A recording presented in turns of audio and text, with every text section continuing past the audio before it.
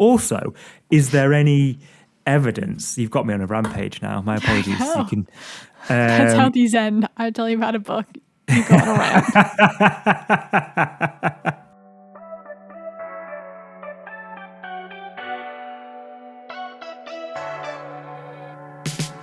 Good morning, evening, Abend, afternoon, and welcome to Ink in the Eyes. I'm Charles Salisbury, and with me today, taking us on a graphic novel journey, is Ace. Hello. I am here to talk about the graphic novel Wires and Nerve. Anything you'd like to get off your chest before I tell you what this is and who it's by? A sausage. I'm here to learn. I'm here to be interested. Do you know anything about it? Nope. Again, you've kept me in the dark, and I didn't know you were doing anything. You didn't know they were doing this one. Talk about. I'll just have a natter. Oh, that's probably what will. But yeah, continue. Tell me about it. Should I start telling you about the book before? No, I enjoy this. It's quite fun for me. So the book is called Wires and Nerve, written by Marissa Meyers, illustrated by Douglas Holgate and Stephen Gilpin. Ooh, so it's 3-people team. Well, no. Oh, okay. I'm jumping the gun. Continue. So it's a duology, the graphic novel. Mm-hmm. And I think the one, Douglas Holgate illustrated the first one, and then Stephen Gilpin illustrated the second one. Got ya. And what makes this graphic novel unique is it is kind of an epilogue story to the Lunar Chronicles, which is novels. It's a set of 4 novels, and then it has a bunch of little short stories and stuff. And so this happens right after the end of the last series. I think, so she has the 4 main books, and then she has a few short stories that go with it, and then there's a novella that's really an epilogue. It's like all happy. 2 of the characters are getting married. Everyone's like joyous. It's kind of the book, there's a big war, lots of trauma, book ends, and so then this novella is kind of like you get to see the characters enjoying life. And so this, I don't know if it comes before or after that, but it is after the main series. Oh, okay. So this is after the main series, but maybe before the novella. Perfect. Yes, it's been a really long time since I've read the novella, so I don't remember where it was on the timeline. I think this might be after. So you read the whole Lunar Chronicles? Yes, I read them, I think when they came out. They are sci-fi fairy tales. And so the first one's called Cinder, and I've told you, we've talked about this before, but it's loosely based on Cinderella, but it's set way in the future, and she's a cyborg, and so she loses her foot instead of a shoe. Oh. Second one's based on Little Red Riding Hood. It's called Scarlet. Third one is based on Rapunzel and is called Cress. Last one's called Winter and is based on Snow White. Loosely. Love it. I say very loose. It's not like a modernization or a retelling or anything. It is its own story. It's very sci-fi. They're all in a big spaceship. And are they in the same universe then? Yes. So there's a character called So they all Eco. link in together? Yeah, all the same characters are in this.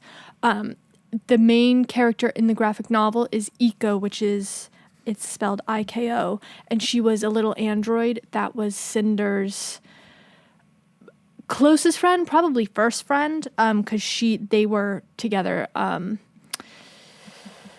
evil stepmother, she was the house android of Cinder's evil stepmother, and so when Cinder runs away, Eco comes with her, and then at some point in the series, they get her an escort droid body, so like an android, and so she is fully human-like, person-like, and so then this graphic novel is Eco going and tracking down all the mutant soldiers from the big bad guy they destroyed in the main series. And so all her like mutant wolf soldiers are on Earth.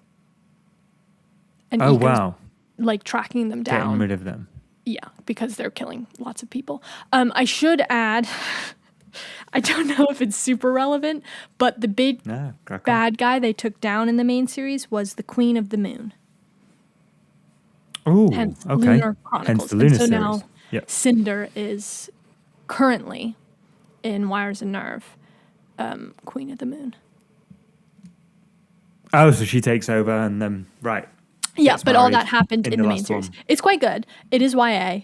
I really enjoyed it. Yeah, I like this author. And as far as I could tell, I didn't look into this deeply, but I can't find any other book series where they're continued on through graphic novels. All the things I was finding was adaptions. That's interesting. Yeah, I'm trying to think now, because when you're in the shop, when one is in the shop, they are all adaptions, yeah. I Yeah, will interesting. say this author, I started reading one of her more recent books called, yes, With a Little Luck. So that book I started reading, but I think it's a middle grade novel, and it's good, but it was just a little too young for me. Oh no, it says YA. Middle grade being below YA, yeah? No, on Goodreads it says young adult, but I think it is on the younger You think end it's of younger young still, adult. yeah? And so I think I've finally aged out of that. Tell me this, Stop why laughing. do you think, or do you know why? Stop this. It reminds me of when I rang my mum when I was engaged, and I rang my mum and I was like, I know I'm a bit too young to get married. And mum was like, you're 30 years old. Oh my God. I was 19 when I got married. I was like, yeah, fair point. That was That's so funny. I would say, at least in the US, most people get married in their 20s. Like 30s is kind of late. But I think that's sooner than, sorry, am I shattering your... Not at all. Whatever. No. I thought I was like, because I just thought I was young and perpetually young. I still think I'm young You now. are. I'm 37 and divorced. So like, there's a lot going on in my mind. I think mentally, body's aging rapidly, back's gone, hair's grey, but the mind's still young. Continue. Hip is broken. Why do you think Ah. it is broken? Why do you think that she went from novel to graphic novel? You didn't let me finish my... Sorry, continue. Cut this That's bit out then. okay. No, don't sound sad. It's just I didn't know how to go back to being like, well, this YA book when you seemed like you were having a moment.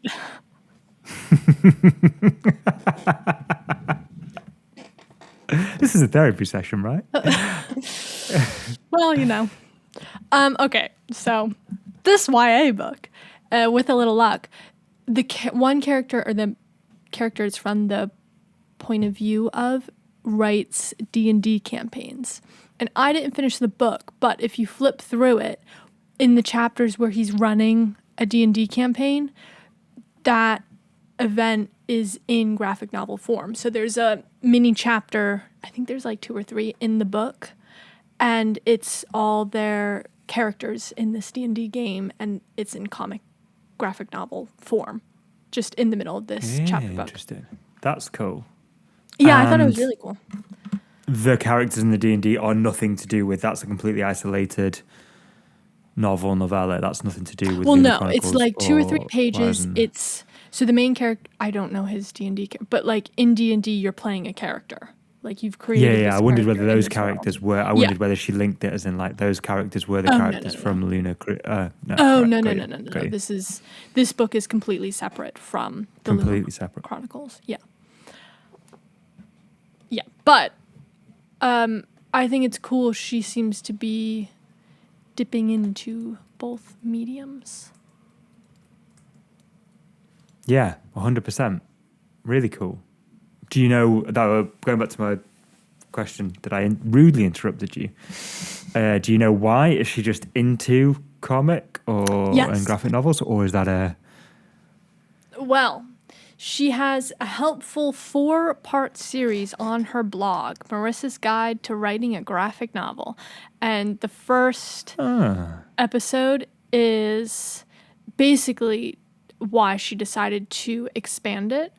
And I think this was her first series, but it's definitely the series that made her big. Yeah. I think it was her first one too. And so she, sat with these characters, this book, for years. And because the first one came out in 2012 and the novella came out in 2016. So that's 4 years. And then you got to think the years before 2012 when she was writing the first book. And so she said she was a little sad to be leaving the characters behind. And as a kid, she was really into manga. Is it manga or manga? I say manga, but I'm probably wrong. So that wasn't helpful. Okay. Well, she was, as a kid, really into manga. And then the only other comics, graphic novels really were Marvel and DC. And so between then and now, or 2017 when this was created, there's been a huge rise in graphic novels. Yeah. And so she just had this idea of doing a spin-off story that answers a few of the questions that were left open-ended in the series. And she said this character, the main character, Iko, always thought of herself as the hero in the main series anyway. And so it seemed really fitting to give her her own story and her own book. Nice. And because it's so action-packed, it made sense to do a very visual story. And she just pitched it to the editor, and the editor was excited. Obviously thrilled, yeah. Yeah, and they sold a 2-book contract. Sick. Love that. I like that she saw one character's internal struggle of feeling like they're the main character and then gave them their own series. That's a nice little... Yeah. On her blog, she goes into the step-by-step process of how she taught herself to write a graphic novel. And she lists the books she used. You might find this interesting. I will.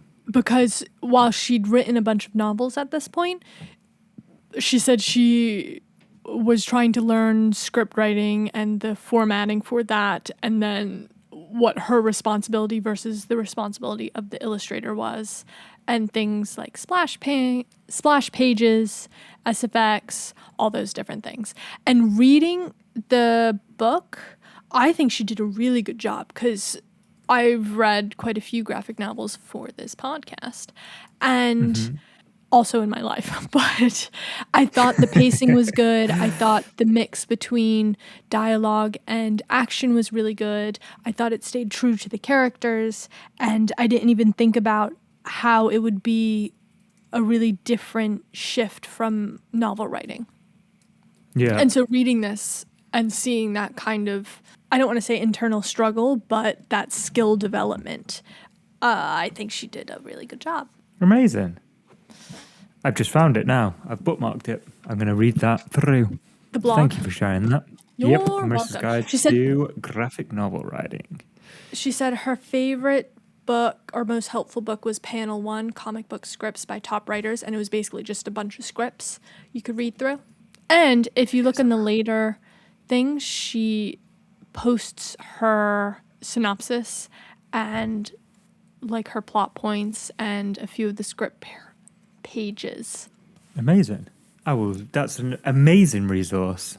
So she goes on to talk about the pre-writing and outlines. And she said this was very similar to how she outlines her books. But one of the things... So she did the main outline, and then she did a scene-by-scene outline. And then she said she employed a strategy she read somewhere that Stan Lee used. And it was basically doing just bullet points of every single thing that happens in the story. And she gives an example. It's like establishing scene, Iko scaling a cliff, Iko arriving outside the mine, etc., etc. And I thought this was interesting because when we were in Faber Academy, one of the exercises we did was condense the story into, what was it, like 5 bullet points? Yeah. I remember that. Yeah. Now that... That's when I got told nothing happens in my novel. Yeah, I remember it very clearly. Carry after the on. It's bullet not a therapy points- Yeah. Was it really? Joanna I said thought that. it was... Yeah. No, Joanna said Because- that, and then in our one-to-one, she said that there's nothing happening in your novel. Did she? What were your bullet points? I can't remember now. It was years ago. I remember you mean, saying... it's true. I rewrote it, and it was better. But yeah. No, I remember you saying that remember it after the clearly. one-on-one, but I didn't realize that the... Well, they were linked because I showed her the bullet points, and she was like, "Yeah, that's not enough," Well, which was fair. I think I had too much going on. And it never got written. So, who won in the end? Yeah, but she does a lot more. Like, she gives an example of 12 bullet points, which is basically the first chapter. So it's a lot less aggressive. But I do think there's something to be said about cutting away everything else and checking the story. Because she actually goes on to say it was one of the best tips she learned, because it's so easy to start running away with pages and pages of dialogue and nothing really happens. And so this you really map out the action. Yeah, especially for graphic novels, because you can get away with that. You can get away with slowing things down in novels that you can't with graphic novels. Yes, she writes on Scrivener. Oh, like us? Yeah, and she said she uses the Console template, script. just like you. Yep, just like me. Woohoo!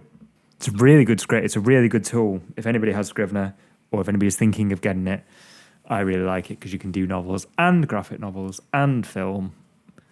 And you can do radio stuff as well, which is not important for me, but I know you are writing an audio drama. So, you know. Interestingly, also, such as yourself, she says she writes her first draft really fast usually and can get like 1,500 words. Oh, well, she says her average can be 1,500 words an hour, which is crazy. And 5,000 a day. Yeah. Which is a lot faster. Done. Like I thought. I went fast, but good Yeah. Lord.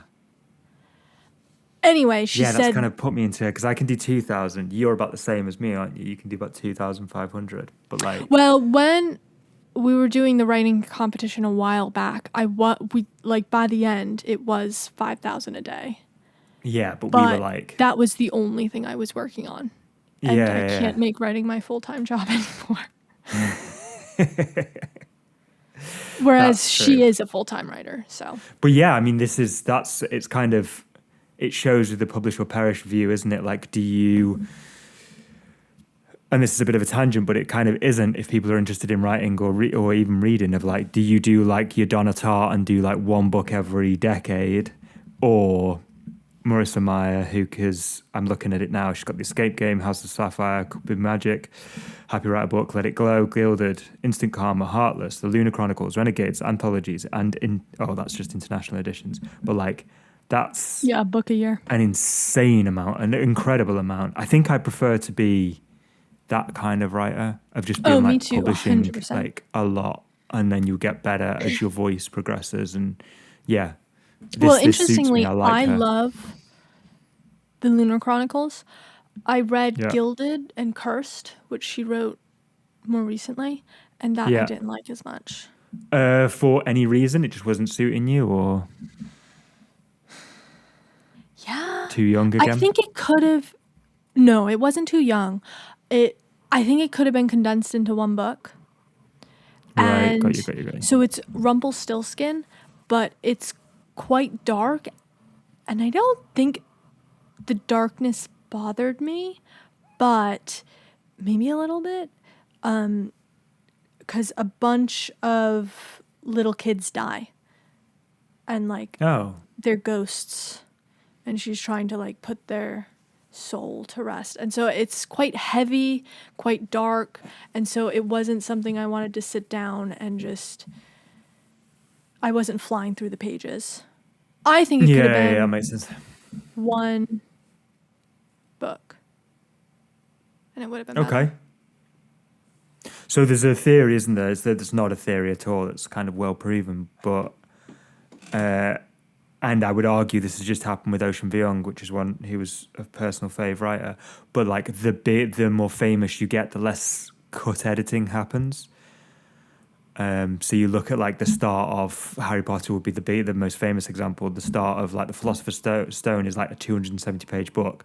By the time she gets to whatever Harry Potter and the Wizard's Sleeve, it's like 500, 600 pages. Yes, agree. Yeah. I don't know if that's it, but yeah, maybe. Because it's in the first book, the main character is in her home village, and the second book, she's mostly they're like dark elves. There's a lot of German words that I don't remember nor could pronounce correctly. She's like in the dark elf world. Okay. And so it's very much, it makes sense it's split into two things. I just think... So are all her stories based, loosely or not, on a legend, myth, historical? Yes. I still have more to tell you about her writing. But yes, to answer your question, so Lunar Chronicles is Gilded and Cursed is Rumpelstiltskin. House of Sapphire is Bluebeard. But she's done a few middle grade novels, I think because she has young kids. And so that's when she started writing for, I think, I'm not 100% sure. But Instant Karma is realism, because all the other ones are fantasy. But Instant Karma and With a Little Luck, they're a duology, and it's a pair of twins, and the first one's about the girl suddenly develops powers to give karma, like when she thinks someone's done something wrong. Mm-hmm. I haven't read it, so I don't know what it is, but she can make karma get them back, essentially. Oh. For everyone except for her lab partner, who is like this carefree surfer guy and always makes her mad, but anytime she tries to like get him back, it always backfires on her. You can probably see where this is going. Yeah. And then the second one is her brother, and he gets really lucky. He finds this like really beautiful D20 dice, and when he has it, luck is always in his favor. Oh. I know a lot of people, this is an aside, but like a lot of people spend a lot of money on dice. Yes. For these, yes. Yeah, dice are... People have like dice sets, really nice expensive. dice sets. Yeah. Because Warhammer do their own like for each faction, and they're very expensive. Yeah. So like they'll have like a Salamanders one or an Iron Hands one. Do you have some? But I know that people, I don't know. I tried to buy a Salamanders one, but it's sold. When I like egged myself up to be able to spend the money, they'd sold out. So I was like, well, that's the universe telling me I didn't need that. Aw, that's kind of nice of it. Yeah, but I know people with D&D probably spend more on their like crystal dice or something, and like really really nice like looking ones. That's and it's so it makes sense if she's into D&D that like a nice dice would be on her periphery. I don't know if she's into D&D, but the character certainly was. Well, if she's written 2 books about D&D, you're probably into it was just aren't one. you? Like, oh, okay, but book, fine. Singular. So Tell me what more I was about her gonna writing. ask you is, she said with the graphic novel, it took her a lot longer to write because with every panel, she had to stop and think, okay, what's happening here? What do I have to convey to the artists? What are the characters saying? Do we need sound effects? And so it takes the processes, there's a lot more thinking involved. And I find that to be really true when I'm illustrating thumbnails for like looking at the script, because there's a lot of, okay, what are you trying to say in this panel? What dialogue needs to be fit in this? Yeah. What action do we need? So I definitely find that with illustrating. Do you think about that when you're writing comic scripts? So the first one I wrote quite quick. I think a lot of mine were written quite quickly because I can do dialogue. Like I can hear them in my head and I can see the positioning. My main parts were the thing I struggled with was like the turning the page panel and making sure that the panel makes you want to turn the page. So like if you're on the fifth or sixth panel, that has to be like each beat to make you turn the page. That one is like getting it right is an art, I think. And then conveying to the illustrator, which in my cases were you, without stemming your creativity. Because I know some people, like I've read like more scripts where they're like paragraphs, if not pages, of being like, this is exactly what is happening in this panel. And then I've seen people who just like have a sentence. Or there's the famous one I know in Marvel, they used to have a paragraph, like just a thing saying fight scene now over 4 pages. And so the artist would then have to do like a 4-page fight scene kind of on their own, free reign. 4 pages might be a bit much, but like, do you know what I mean? That example. So it's kind of getting the balance of like, I want this to happen, but I want you to see it as well.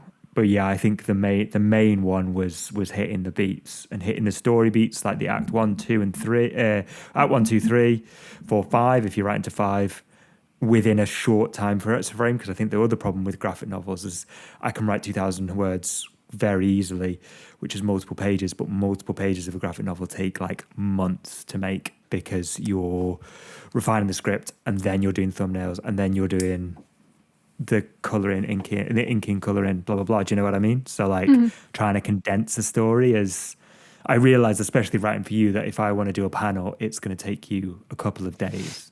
Sorry. And that's a lot. No. I mean, it takes an illustrator like, well, I've even I think read blogs professional from illustrators are a bit quicker. they can do like a page a day max. Yeah. So like that's maximum though. So like let's say 3 panels, 4 panels a day. That's quite a lot. If you like just waffle on for a bit, that's a whole day, 2 days wasted. You know what I mean? That's a lot of time. It's interesting you bring that up because she showed 2 different pages of her script, and in one of them she has 4 paragraphs of dialogue. It takes up half the page, and in the next one it's a sentence per panel. But she said, and this makes a lot of sense because it's an established series, when she was doing exposition and describing what they looked like and kind of their habits and the different characters that had been established in the series, she put in a ton of description about what kinds of things they'd wear, was very detailed with that. And then in the fight scenes, or the heavily action scenes or whatever, she would leave it up to the artist because like you said, you want to give them creative license to do what they want. And so for her, it was describing anything that needed to be the same from the series was, I think, the biggest descriptor. Yeah, that makes sense. I listened to somebody who this is linked, so they wrote musical films. Yeah, musicals. And they said, because obviously they're not doing the song, or in this case, they weren't doing the song. I think it was the writers for Wicked. They weren't doing the song, so they like wrote stage direction. They basically were like, starts here, ends up here, insert 3-minute song kind of. Oh, okay. Like, so she wrote like the action of where they were physically going whilst the song was happening, which I thought was quite an interesting way. And, probably works the fight scene. If you need them to be like fighting in, let's say, my apartment, and you need it to spill out onto the streets, you could just be like, it goes from panel 1 to 5. I need you to do that fight scene, but like it starts here, ends there, kind of thing. Yeah, that's a good point. So now we get, the last thing I'll say about the writing is apparently there's a comic book sounds effects database. And so she would just like sit on that because she wrote in all the different sound effects. And she has a note on what exactly is PFFFT supposed to mean. And I've seen that sound effect in so many different places. Loads. But I wrote it into something like prose I was writing, and I took it to workshop in class, and people were like, what is this? this is nonsense. Change it. And I was Changes like, I've immediately seen that before, but I guess maybe I've only seen it in comics. in comic form. But we now finally get Yeah. to... Oh, go ahead. No, I was just thinking there's a lot of stuff that like you do get away with in one form and only one See, form. I Because that thought it wouldn't was work a... in film, it wouldn't work in anything. Yeah, I thought it was that. Like, but yeah. I'm going to look into this because that's quite fun. Good. Yeah. I will tell you about the illustrator. I don't know how... I think the publisher paired her with an illustrator. Oh, And she said... that's rare. Oh, really? Oh, maybe she found it. She didn't talk no, about no, no, finding it the will- illustrator at all. It will be because she's established. Whereas when I've gone out to submission on AOC and Scavengers, they have both been like, we're not pairing you. Like most people will just be like, this has to be a made artist illustrator team owned copy. But I imagine if you've written multiple books and you're got an agent, blah blah blah, you can sideskip that. Well, because she pitched it to the editor. And so Yeah. I would imagine they have connections. But she said first she got a bunch of character sketches to make sure they all matched the vision. And she said most of them were just good right from the start. And she gave an example of one that needed to be revised. And so I've read the books. And yes, now I've read Wire and Nerve, so I know what the character ends up looking. But the initial sketch of the character didn't look quite right. It looked far too brooding and rugged, and then she showed the other two where he seems a lot more, I don't want to say playful, but not as brooding. Yeah. And so I was like, okay, that was a good note. Whereas like all the other characters, she said, were quite spot on. And then with the line art, she said 95% of the time, as soon as she saw it, it was good. It was just world building consistency that she'd have to correct. Like the Cinder's cyborg hand was sometimes on the wrong side, or when you're on Luna, which is the moon, they'd have like someone with a pipe, and there's supposedly no nicotine on Luna. And so she was like, you gotta... So it was just like really tiny consistency details. Did you call it something cute, which was like tail and whiskers check? Oh, yes. Tail and whiskers check. That I got from... Oh, what was that podcast called? Where it was the writer of a kid's book where the main character was a mouse. And so her and her brother worked on it, and they called it the tail and whiskers check, basically going through and make sure in every panel she had a tail and whiskers. And so it was checking all the tiny details. Yeah. It's such an easy thing to forget those kind of details of being like... If you look on Goodreads and stuff, I listed to you 2 illustrator names, and they're listed on both of them. However, it appears that one did the first book, one did the second book. And go ahead. On the physical copy, does it also have their... It was a library both book. of I their don't Got you. have it with me. Yeah. Let me see if I can look on Goodreads. I thought initially it was just one got top billing on one, the other got top billing on the second one. However, if you read her... Oh my God. What?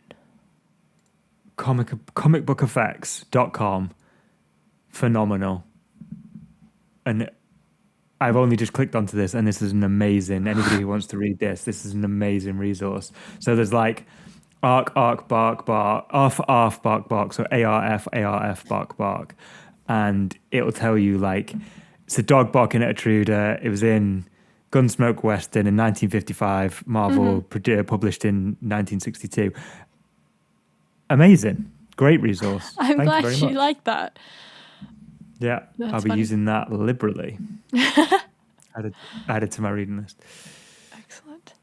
So, yes, on the cover, one, Douglas Holgate is the first one, Stephen Gilpin is the second one. And if you read her blog article, it says in the first version, Holgate would send the sequence pages out of order.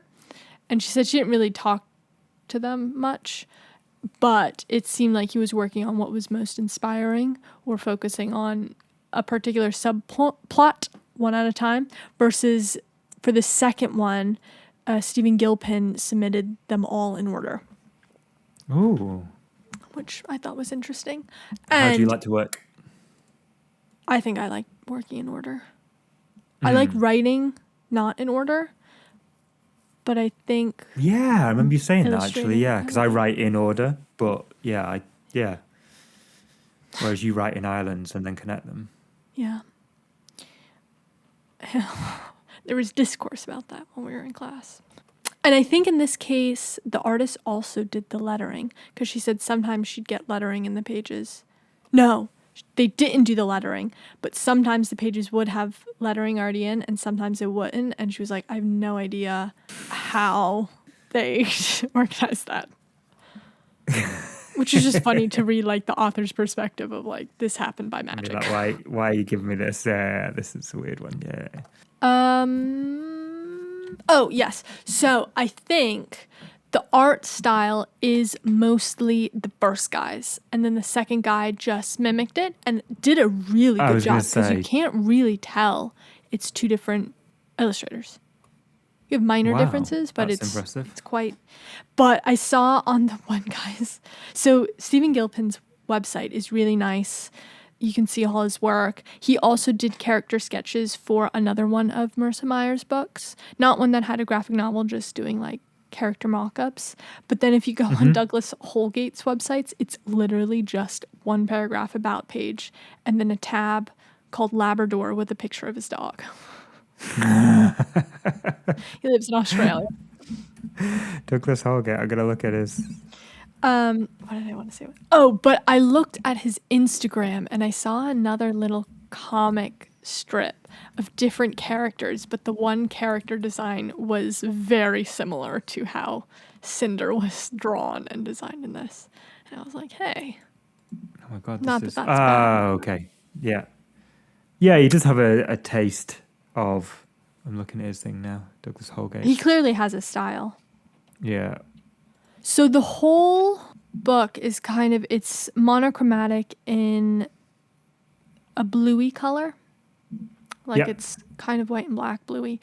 And I was trying to figure out if there was a reason for this, and there was none that I could find. If you look on the covers, they're that same monochromatic blue with a pop of red or orange.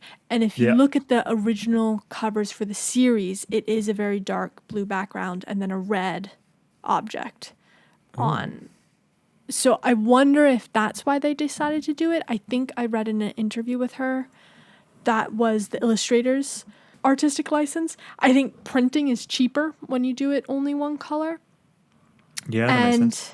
I was looking to see if there was kind of a historical reason for this, and all I could find is that that dark blue could be indicating a sleek future, but also kind of a bleak, sooty environment, and I thought those two were contradictory. But I guess it could be the kind of that futuristic vibe, because you usually have those minimalist kind of whites, whatever, and then it is a budding society on the moon, recently freed. And so there is like that bleakness to it. I don't know if I like that, but that's what I have for you. Teal and orange were very popular around that time. Were they? I'm not sure if that's teal, but a lot of films had like teal and orange color scheme. Well, blue and orange are... Is it complementary or analogous? Yeah, they are. Yeah. Oh, is that what you're looking up? No, I'm just looking. I'm looking at what films they are. I did see from one review of just a blogger reviewing the book. She said Eiko, the main character, has her android body has blue hair, and so the blue was very fitting. I don't think that's why the author did, or the illustrator did it, but it did come out serendipitous. No, that's Serendipitously? Yeah, serendipitously. because he could have been influenced by that. So, yeah, 100%. Jupiter Rising, Imitation Is that blue Game, and teal? Still in the Woods, a still from Wolf of Wall, some of the stills from Wolf of Wall Street and from Mad Max, 2015, 13, 14. So it was kind of on vogue to have that colour scheme.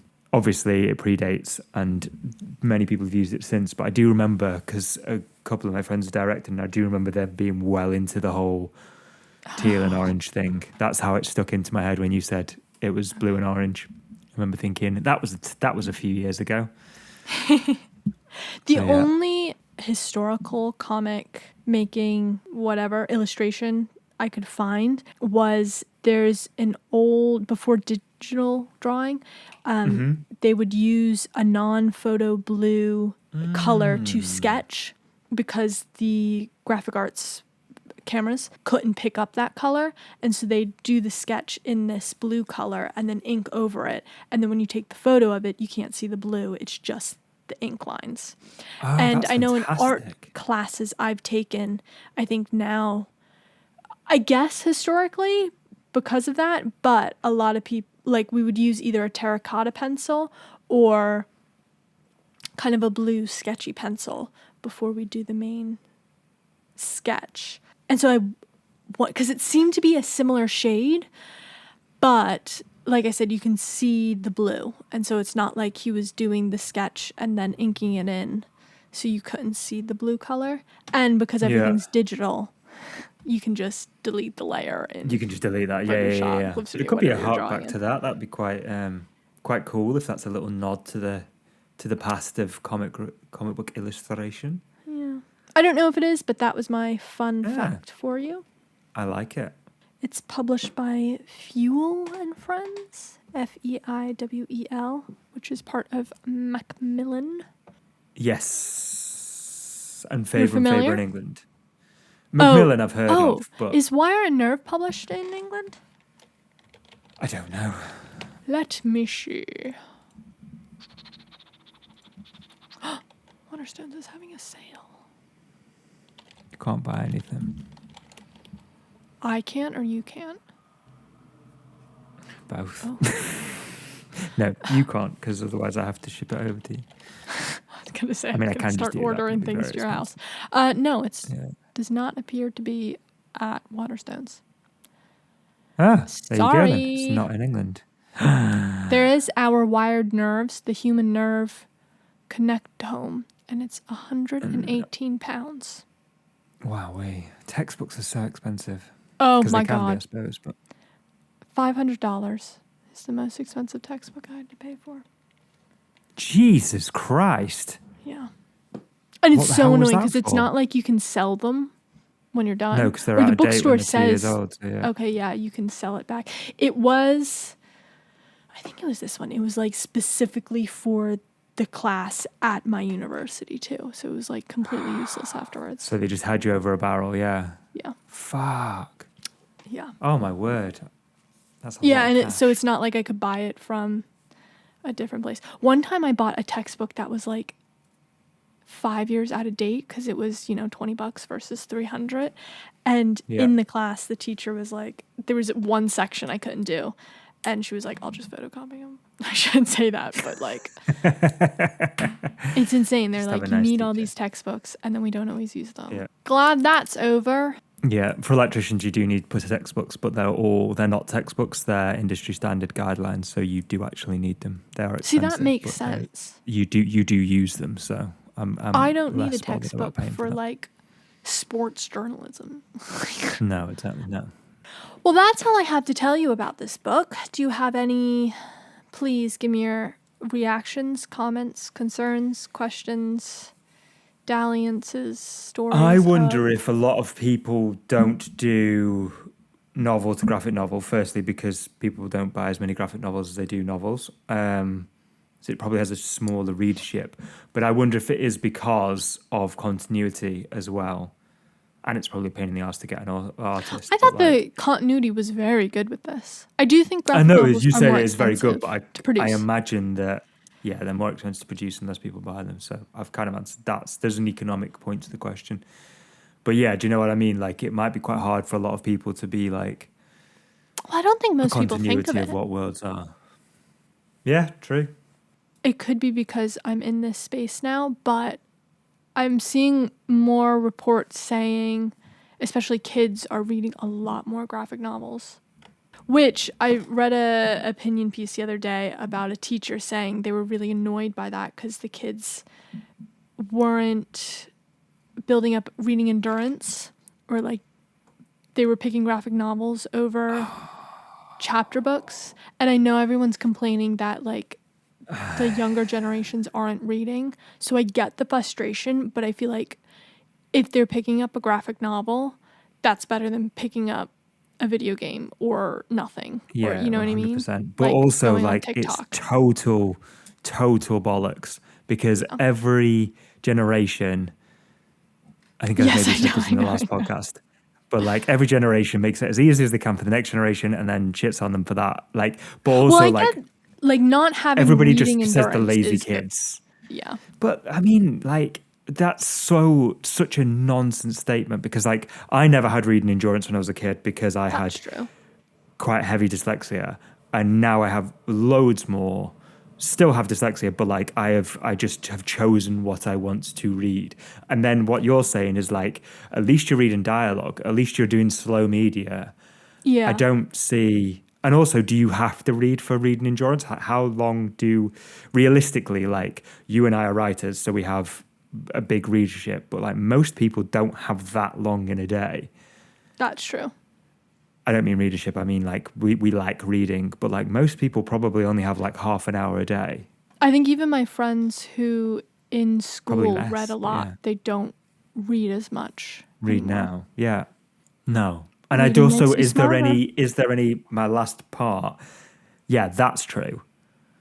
But I also have a bit about that when people complain about audiobooks and you're like, oh, but it's still No, the same I thing. read, did I tell you a thing from a neuroscientist, and she said they recently did a study where they measured like the brain for someone reading an ebook versus a book versus an audiobook, and with like tiny itty bitty minute differences, it was basically all the same, and it was more of the story. Stick it up your And if arse. you think about Yeah. humanity when we first started, it was all oral storytelling, and so audiobook, Yeah, of you're course. still getting that story and you're hearing the words and the different Yeah. human It's interactions. about creating the imagination as well Yeah. as the interaction, as well as the socialization of it, as well as the empathy and the story that goes behind it. It isn't necessarily to do with like the text on the page. Yeah. That's my Yeah. view.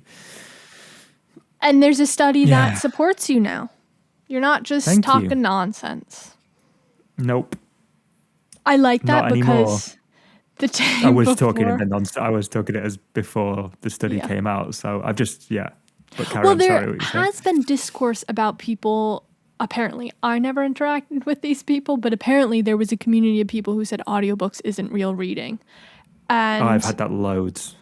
that's so Like strange loads, to me. especially because Like, why would you get throughout my upset? life, we would always have tapes from the library and people would be like, yeah, but that's not real reading. I think like grandparents' generation, stuff like that. And it's like, well, like you said, it's like, well, he's either on Grand Theft Auto or he's listening to Grand Theft Auto was before, like came after I was listening to tapes, which you know what I mean? I was like, Yeah. I was either doing nonsense or I was listening to a storybook on an audio tape, cassette Yeah. tape. Like, what do you want him to do? Because he's doing one thing and he can't do the thing that you're wanting him to do. So like, I could be at a higher and more advanced in oral storytelling than I could be in reading. So like, do that. Just do that. Do whatever's best for you. It's nonsense. Yeah. Also, is there any evidence? You've got me on a rampage now. My apologies. know. You can. That's how these end. I tell you about a book. You go on a rant. Sorry.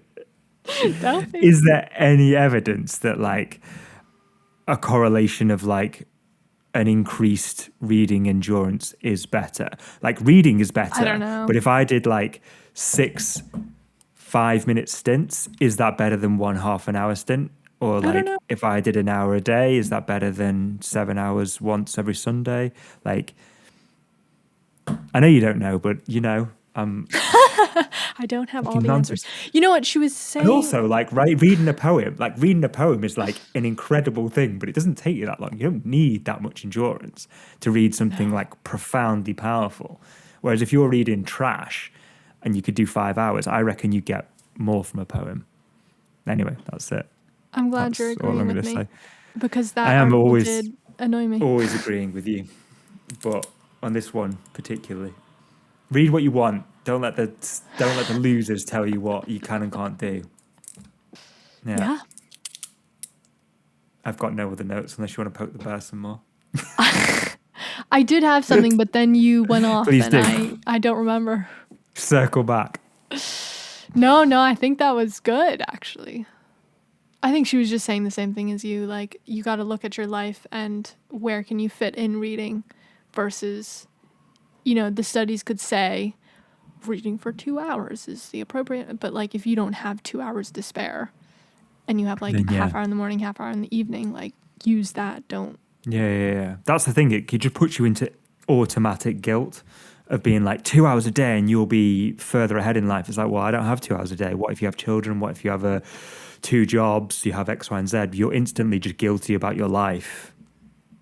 And also, looking at art is considered very true. highbrow, That is another point.